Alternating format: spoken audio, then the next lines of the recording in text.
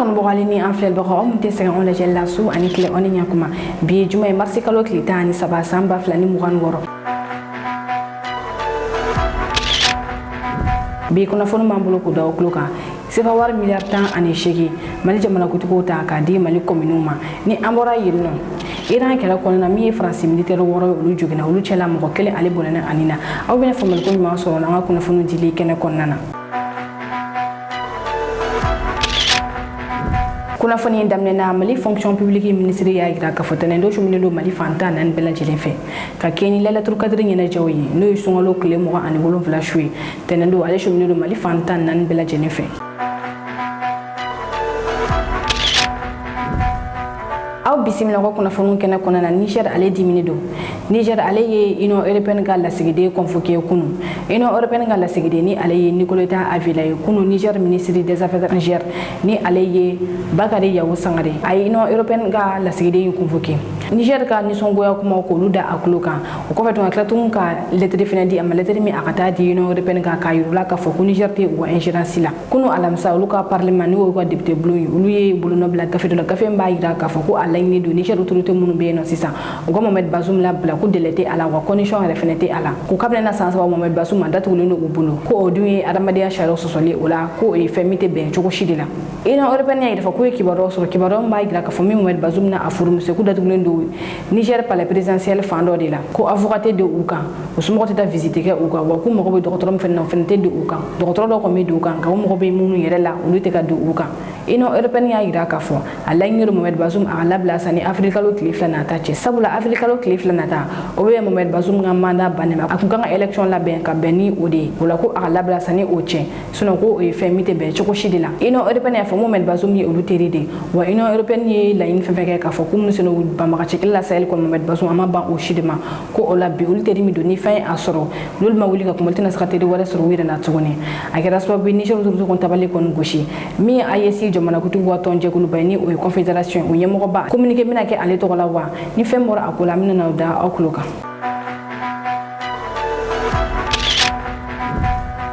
kunnafoni filanan sefa wari miliyar 10 ani 8 Général d'armée Assimi Goïta o ta k'o di Mali kominiw ma Mali kɔni mini kura b'a yira k'a fɔ ni sanu wari bɔra dɔgɔ di komini ma sabula komini ninnu filɛ nin ye olu ka dugukolo sanu bɛ taa bɔ yen nɔ de b'a ka fɔ dugukolo min bɛ tiɲɛ mɔgɔw ka sɛnɛkɛyɔrɔw bɛ fɛnɛ bɛ tiɲɛ min ye groupe ni mansiw mankan ye ani produit a b'u ka jiw yɛrɛ fɛnɛ tiɲɛ o la sariya b'a yira k'a fɔ ni sanu wariw bɔra musaka dɔ fɛnɛ ka ta k'a di komini nin yɛrɛ fɛnɛ ma ni y'a siɲɛ fɔlɔ nin ka kɛ Mali kɔnɔna na san 2025 na wari minnu farala ɲɔgɔn na bɛ taa sewa wari miliyar 10 ani 8 ani miliyɔn 200 la a wari taara ka di Général d'armée Assimi Goïta ma a k'a di komini ninnu ma nka nin kɛnɛ kan min ye maire 9 olu de welela ka taga nka jamanakuntigi y'a yira k'a fɔ wari a bɛ di Mali komini 800 ani kɔ in bɛɛ lajɛlen de ma komini minnu yɛrɛ bɛ yen nɔ ni sanu bɛ bɔ olu ka dugukolo la wari in tilalen a 50% u ka ta ka tila olu la komini minnu bɛ yen nɔ n'olu bɛ sanu bɔ komini ninnu kɛrɛfɛ n'olu ka sirabaw yɛrɛ fɛnɛ bɛ tiɲɛ ani a kɔlɔlɔ fɛnɛ bɛ se olu ma wari in tilalen o fɛnɛ ka tila ka fankelen ta ka di olu ma a fankelen tɔw ka tila Mali komini tɔw ni ɲɔgɔn cɛ Général d'armée Assimi Goïta yɛrɛ fɔ wari min ta don sira minnu fɛ u bɛ tila ka fɛsɛfɛsɛ k'a da maliyɛnw tulo kan wari min dilen filɛ nin ye a kan ka ta projet minnu b'u bolo ka t'o de kɛ ni a ye a dɔw ta ye kuranko jiko école ale ni dɔgɔtɔrɔso ko nka ko bɛɛ k'a dɔn k'a fɔ ni wari in don sira fɛ i bɛ tila ka i yɛrɛ ɲɛfɔ a ko la Général d'armée Assimi Goïta ni wari in dili kɛnɛ kan ni maire ninnu ma a ye laseli kɛ an ka to don kan na aw ni an ka jan ka lamɛn ɲɔgɔn fɛ o dɛmɛ fɔlɔfɔlɔ u b'a fɔ ma ko fond minier développement ni y'a jateminɛ an ka duguw la an ka kominiw na minnu bɛ dugu yɔrɔ usine bɛ yɔrɔ min na a baara usine bɛ yɔrɔ min na usine sanu dilan usine bɛ yɔrɔ min na a baara usine u bɛ an ka dugu minnu na i b'a jateminɛ a tiɲɛni ka bɔ tuma a bɛ na ni gɛlɛya dɔw ye bon min b'a to gɛlɛya bɛ se ka tɛmɛ an ka mɔgɔw kan dɔɔni a tɛ degunba s'u ma a fɔra o société mɔgɔw in na san o san a bɛ wari dɔ labila o komini mɔgɔw ye donc n'o wari labila sisan o de bɛ di an ka komini mɔgɔw ma u b'u yɛrɛ boloma dɛmɛ n'o ye o boloma dɛmɛ o bɛ se ka kalansow jɔ n'a ye o bɛ se ka an ka dɔgɔtɔrɔsow jɔ n'a ye o bɛ se ka ji forage ninnu kuma to ji bɛ se ka sɔrɔ ni waati o bɛ se k'o baara kɛ n'a ye o bɛ se ka sira minnu tiɲɛnen bɛɛ o bɛ se k'olu dilan n'a ye hali pont ni samiya sera dugu dɔ bɛ tigɛ ɲɔgɔn na o bɛ se ka baara caman kɛ n'a ye min b'a to o de bɛ se ka lafiya sɔrɔ cogo min na donc waleya in dabɔra o de kama min b'a to an ka jamanaden bɛɛ bɛ se ka nafa sɔrɔ a la wari in dira an ka komini bɛɛ de ma komini 819 nafa sɔrɔ a la n'o kun tɛ an kun t'a a baara kɛ parce que nin y'a siɲɛ fɔlɔ fɔlɔ ka kɛ Mali kɔnɔ k'a bɔ a sira ma donc n'a bɛ k'o kɔnɔna la ko bɛɛ bɛ bɔ a kalama a ka kan jamanadenw u ka a nafa sɔrɔ donc o hukumu kɔnɔna la wari in tilara jamanadenw ni ɲɔgɔn cɛ ni wari bɛɛ bɛ bɛn miliyari 18 ani kun ka fɛn ma o de tilara commune 800 ani 19 ni ɲɔgɔn cɛ mɔgɔw ka sɔrɔta tɛ kelen dɔw ta ye miliyari 3 ɲɔgɔn na dɔw ta bɛ taa fɔ miliyɔn 4 ɲɔgɔn na o bɛ dépend a tilara ni sariya dɔ de o y'a to dɔw ta bɛ ca ni dɔ ta ye mais kɔni an bɛ se k'a fɔ mun nafa ka bon a bɛɛ la bɛɛ ye dɔ sɔrɔ a la bɛɛ ye dɔ sɔrɔ donc o wari min dir'u ma sisan o de kan ka to an ka maire ninnu kan ka se ka wulikajɔ de kɛ mun b'a to dugu la aju min bɛ jamanadenw na u ka yɔrɔ ninnu na commune na o aju ninnu u ka se k'olu matarafa dɔw ka aju bɛ se ka kɛ dɔgɔtɔrɔso t'u bolo wari min sɔrɔ n'a sɔrɔ a bɛ se ka dɔgɔtɔrɔso jɔ u b'o baara kɛ n'o ye dɔw ta a bɛ se ka kɛ fana kalanso ko gɛlɛya b'u la n'a wari bɛ se ka kalanso fana jɔ u b'o baara kɛ dɔw fana ta bɛ se ka kɛ a bɛ se ka kɛ fourager ka ji min da ni ka di mɔgɔw ma n'a wari b'o bɔ dɔw kan ka se ka baara kɔni donc olu yɛrɛ de bɛna a fɔ u bɛna baara min kɛ ni wari ye donc n'o kɛra sisan wari bɛ bila ba la mun b'a to jamanadenw bɛ se ka lafiya sɔrɔ cogo min na ani ka nafa sɔrɔ a la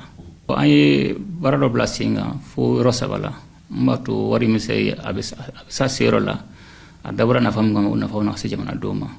donc an ye jɛkulu 3 bila ɲɔgɔn sen kan n'a bɛ fɔ ma ko comité donc comité fɔlɔ o ye commune yɛrɛ kɔnɔna ye préfet ninnu ka baaraw ye jamana u ka maire ni dugudenw bɛnna projet mun kan donc olu b'o lajɛ n'a sɔrɔ a tɛmɛna sira fɛ n'olu fana bɔra filanan bɛ yen jɛkulu filanan bɛ yen a bɛ fɔ ma comité régional gouverneur de b'o yɔrɔ la olu fana b'a jateminɛ n'a sɔrɔ a baara fana kɛra a kɛcogo la n'a ye nafa se jamanadenw ma olu fana kɔfɛ u b'a fɔ ko niveau national o ye ministre yɛrɛ ye ministre des finances ministre des mines ani ministre de l'administration territoriale donc o bɛɛ de bilala sen kan mun b'a to an bɛ kɔlɔsili kɛ mun b'a to wari taara kun mun kama a ka b'o sira fɛ bɛɛ kɔni b'a dɔn jamana kɔnɔ bi kɔni yuruguyurugu kɔni a bɛ kɛlɛ donc ni mɔgɔ min taara sira wɛrɛ fɛ mun tɛ jamanadenw ka sira ye a kɔni i bɛ ɲangi a kɔni i ne to la magari kɔni to la donc an bɛ ko bɛɛ de kɛ parce que a dabɔkun kɛra de jamanadenw ka nafa sɔrɔ donc an bɛɛ de bɛ an jija parce que ni jamana ko lajɛ bɛɛ ni jɔyɔrɔ don voilà président jɔyɔrɔ bɛ nin cogo min na hali duguden bɛɛ ni jɔyɔrɔ don donc an bɛɛ de fara ɲɔgɔn kan mun b'a to a dabɔra mun kama ni min se ka na bɔ a la.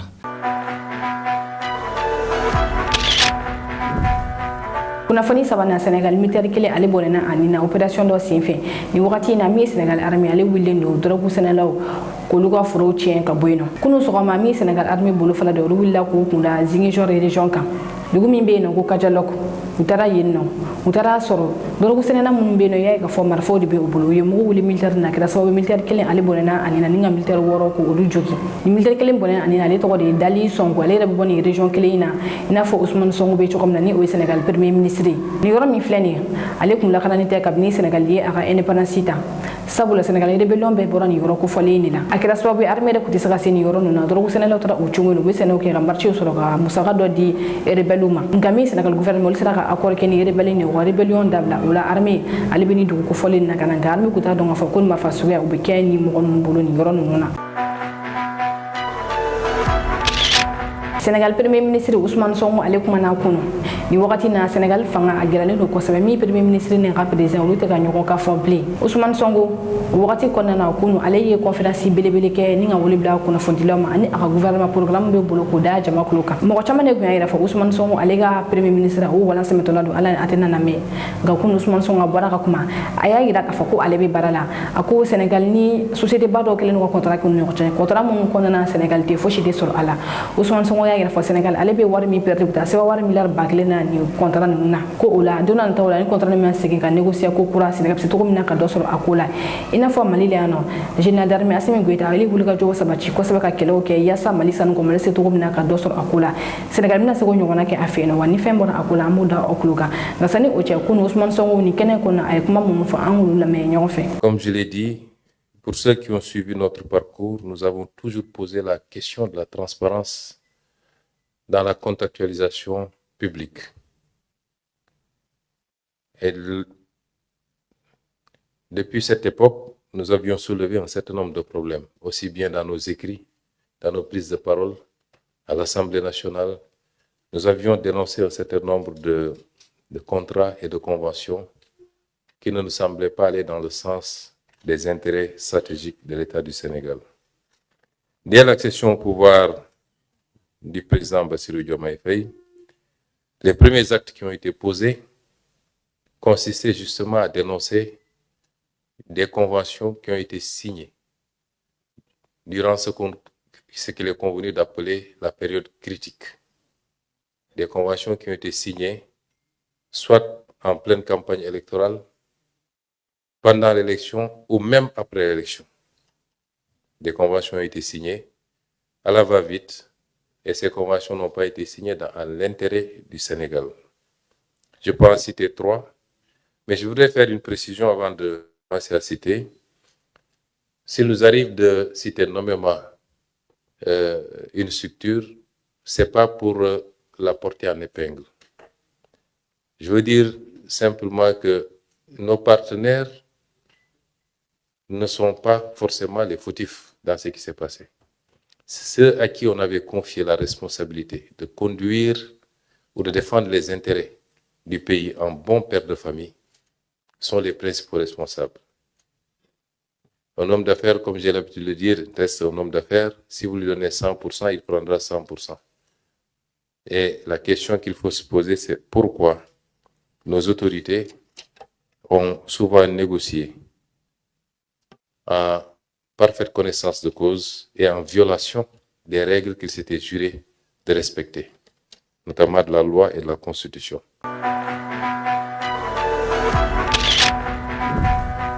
kunnafoni nana ira o kɛlɛ ye tile 14 sɔrɔ min ye américains ye olu ye kibaruya diya k'a fɔ ko ka avion dɔ binna ni avion min filɛ nin a binna ka sɔrɔ mɔgɔ 6 de bɛ a kɔnɔna na mɔgɔ 6 ninnu cɛla min ye mɔgɔ 4 olu su de yira mɔgɔ tɔw su o ɲinini baaraw bɛ sen na ni avion ale binna Irak sanfɛla de la ni avion min filɛ nin militaire kan o b'a wele ko avion Ravitaille ale ye avion min bɛ jɔ cɛmancɛ la avion tɔ minnu bɛ yen nɔ ni o ye kɛlɛkɛ avion ye a bɛ taji de kɛ olu kɔnɔ u bɛ taa fara pour que ka tila tuguni ka segin ka na taji ta ka taa u taa yɔrɔw la ni kɛlɛkɛ avion n'a ɲɔgɔnna caman olu bɛ Irak sanfɛla la yen nɔ u bɛ taji kɛ avion chasseur kɔnɔ la minnu bɛ taa fara pour que Amérique armée y'a yira k'a fɔ ko ni avion min filɛ nin ye ko mɔgɔ ma a lajigin nka a yɛrɛ de gɛlɛyaw sɔrɔ a yɛrɛ n'o kɛra sababu ye k'a bin min ye Iran télévision so ye olu y'a lase ye k'a fɔ ko Iran dɛmɛbaga jɛkulu bɛ Irakikaw fɛ yen nɔ ni olu bɛ wele ko révolutionnaire ko olu de ye ni avion in lajigin n'u ka misilu ye ni jɛkulu in yɛrɛ fana y'a sɛbɛntiya k'a fɔ ko olu de ye misilu fili a ye avion ninnu dɔ sɔrɔ o jigi o binna avion wɛrɛ a y'o fana sɔrɔ i b'a ye k'a fɔ o kɔni jiginna nka ale ma bin ko sɛgɛsɛgɛliw bɛ sen na k'a dɔn k'a fɔ ni misili in kɛra sababu ye ka nin avion lajigin walima a kɛra cogoya min na nin bɛ dɔ fara Amérique ka militaire siw bɔta kan nin kɛlɛ in kɔnɔna na ka kɛ ni Iran guide sɛbɛn kura ka déclaration ka da kulo kan ka fɔ déclaration min filɛ nin a yɛrɛ ma bɔ télé la ka kɛ nka déclaration in sɛbɛnna de ka taa kalan télé la kunu n'a fɔ an y'a fɔ an y'a cogo min na mɔgɔ caman de y'a yira k'a fɔ min ye Iran guide sɛbɛn kura ko ale tɛ balo tugun dɔw yɛrɛ y'a yira fɔ ko a joginnenba de don ko jelifɛnw bɛ a ɲɛda la nka siga kɔni tɛ min na Iran guide sɛbɛn kura ale ma boli kɛ fɔlɔ jama la a bɛ se ka kɛ mesure de sécurité ye sabula faca ye nin déclaration sugu de kɛ n'o kɛra sababu ye américains ye a localiser ni ka abonné a nin na Iran kɛlɛ kɔnɔna na min ye Faransi militaire kelen ye ale bɔnna a nin na adjudant chef Arnaud Firion Emmanuel Macron y'a lase k'a fɔ ko ale bɔnna a nin na Iran kɛlɛ kɔnɔna na Faransi ka base militaire min bɛ Erbil ni o bɛ Irakikaw fɛ yen nɔ i b'a ye k'a fɔ nin base militaire in ale attaquera o attaque in senfɛ Faransi militaire 6 olu joginna kosɛbɛ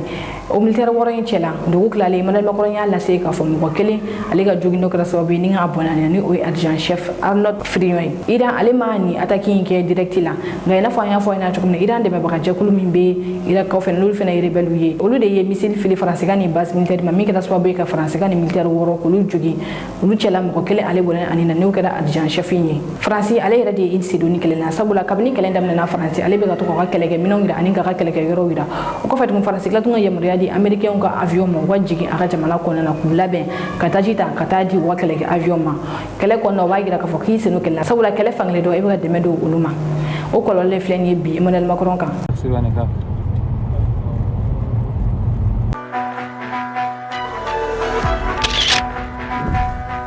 kunnafoni duruna Burkina sous-officier mɔgɔ 90 officier jala tara k'a di olu ma armée kɔnɔna armée ye kulu 3 ye soldat sous-officier ale ni officier ba ye k'a fɔ terrain sanfɛla la min ye soldat ye sous-officier de bɛ kɛ olu ɲɛma ni ka kɛlɛ commandement kɛ Burkina ni sous-officier ma bi kono to mi pleni ayira la ka fo olu yu joro fi ko sebe kele kono na o yaida fo sa ka fsa olu mani malui o ye kele gelon ke ni fasa fili ko sebe ola kapten badam tara ori ayira ka fo ka ko tsaka blatendo officier jala o wata ga di uma abara wo kera bi juma Burkina ka ofino kenen ngene de fa ko me kapten badam tara wori bolu nga yere masaka se kene kono na ola ka ministre de la défense o ye honorable ni kenen kono na yinno ni sous-officier mun fleni olu yo ko formation ke Burkina officier ko école men no be wolu académie militaire de Georges Namado dépôt uga formation ke yinno di ibe ka formation femme ke officier ko no jo ubeke ka tun officier ko muruta ka di masawura army ko na muru ubeke officier de bolo Burkina chef d'état major ni ale général Moussa Diallo alek men kene safra aya yurula ka fo kun jalen dilita ira fo ko tu daga suno ko ga do fara wa chesri de kan jamun fara la ako kan Burkina télévision so mo fe onini anga janga jano je nyoko fe ka bi ko na fo non punche nom du président du Faso chef de l'état chef suprême des forces armées nationales je vous remets les insignes de votre grade de sous-lieutenant. Ce sont des chefs de guerre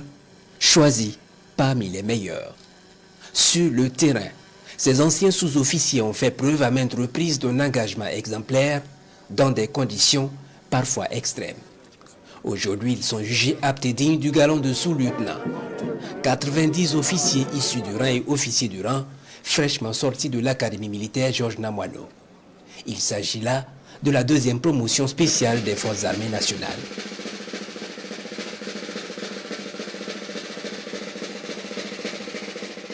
Chacune et chacun d'entre vous a suivi un parcours exigeant, fait de rigueur, de travail, de sacrifice personnel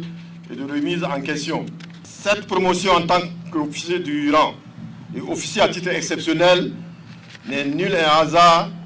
ni une faveur. Elle est la reconnaissance de votre parcours, fait de courage, d'engagement, d'abnégation et de loyauté envers la nation. Elle est aussi la preuve de la confiance que la hiérarchie militaire place en vous, car elle sait que vous connaissez les rouages de l'armée et la réalité du terrain, que vous avez plusieurs fois été éprouvé par des difficultés de l'engagement opérationnel et que vous êtes averti des exigences du métier des armes.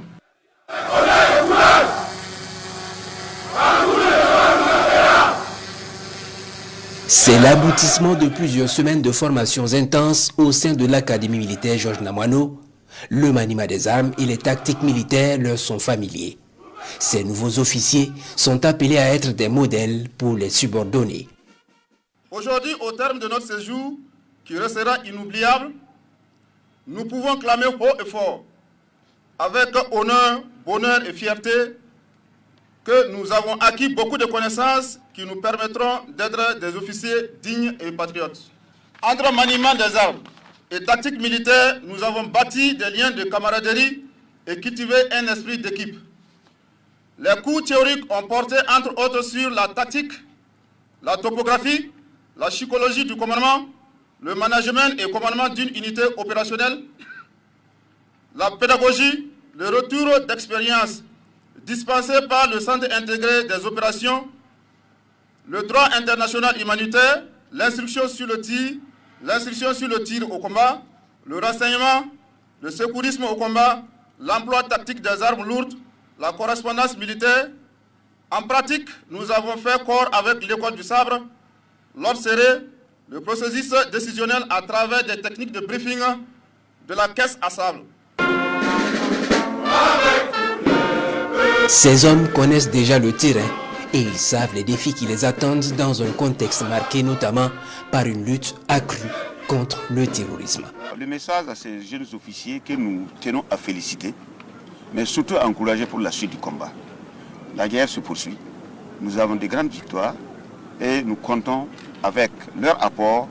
et surtout leur élévation à ce grade-là qui fournira encore beaucoup plus d'avantages d'efforts et posant encore plus d'actes sur le terrain pour que nous puissions venir à bout de ce terrorisme qui nous a été imposé. Donc nous leur souhaitons une très bonne carrière et bon vent, comme on a l'habitude de le dire dans notre jargon. Prêts à servir avec honneur, loyauté et intégrité, ces officiers sont issus de l'armée de terre, de la gendarmerie nationale, de la brigade spéciale et d'intervention rapide, du groupement central des armées, de la brigade nationale des sapeurs-pompiers et de l'armée de l'air.